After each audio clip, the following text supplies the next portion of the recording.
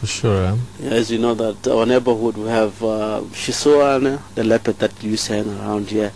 She's more dominantly Gary, and we have another leopard, White Love. She's around Bush Lodge. Yeah, she's there today. Or that area. So I don't know whether the youngster where they will go, but it might hang around. It might move.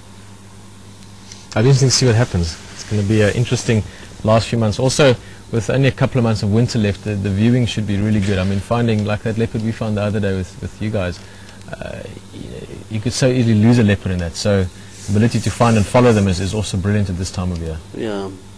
And we're having question earlier on that safari female is going to interact with Kurula's youngster that are around in the area. Yes, it can happen. Leopard are complete leopard are a more searchable species. It can have interaction if they really went to the south. But if you look at the safari female, she's very, very old, and your blood comes in. It will be very easy to push the old female to go somewhere else. That can happen. That's a good point, sir. Yeah. It's a very interesting point you've raised there as well. So her granddaughter essentially could become her... Yeah, she can take over from the territory. That can happen. Rexon, how many years have you been enjoying leopards? Sorry, I always feel a little, not always, and I have to be just quickly honest here, I feel a little bit formal at the moment, and that's just ridiculous. Sitting around a fire in the middle of Africa feeling formal is just missing the whole point.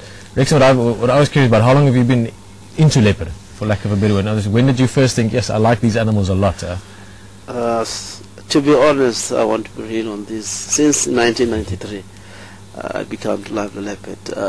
People that watch a lot of wildlife film. There's a leopard called, there's a movie, documentary called Living with the Leopard.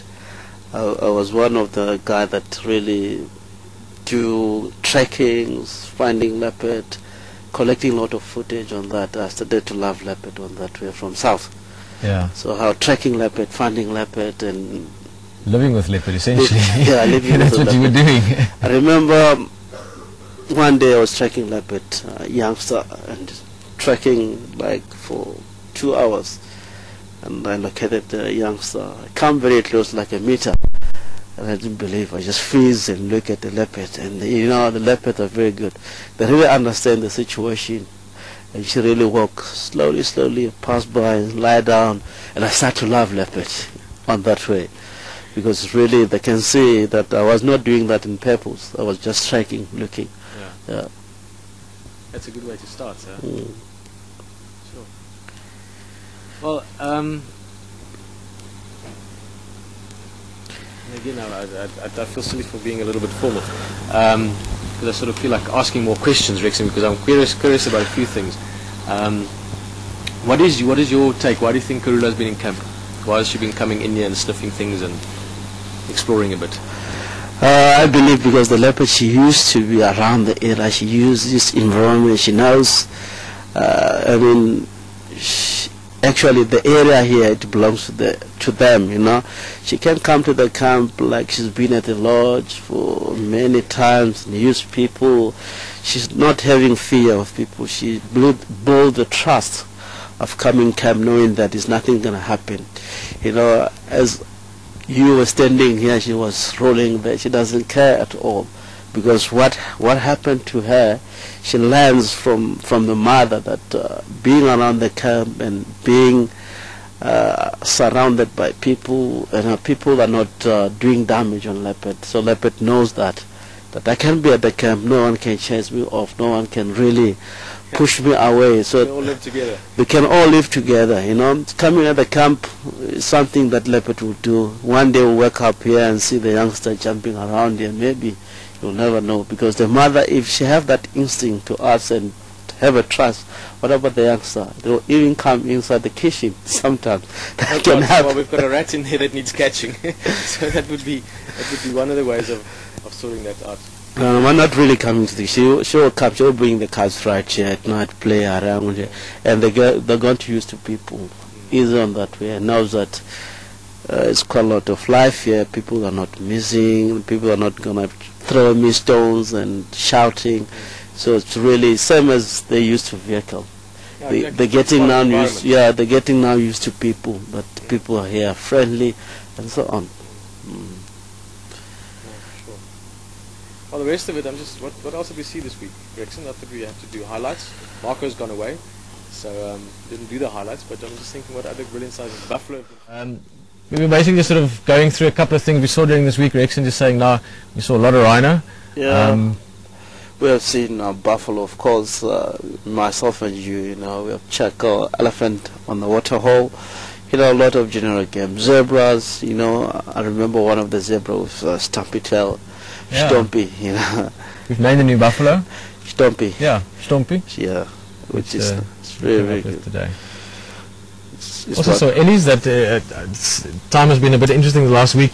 Rex and myself have been on the call, and Rex and I've actually quite enjoyed it. We've just sort of swapped seats every now and again. That's awesome. But that sighting, one that I quite enjoyed on a personal point as well, was the sighting around Gowrie Pan when we ran out of batteries and just sat with the elephants for a while, and what we spoke about earlier, Rex, and you were saying with Karula just accepting us in her space and we sort of accepting her in our space.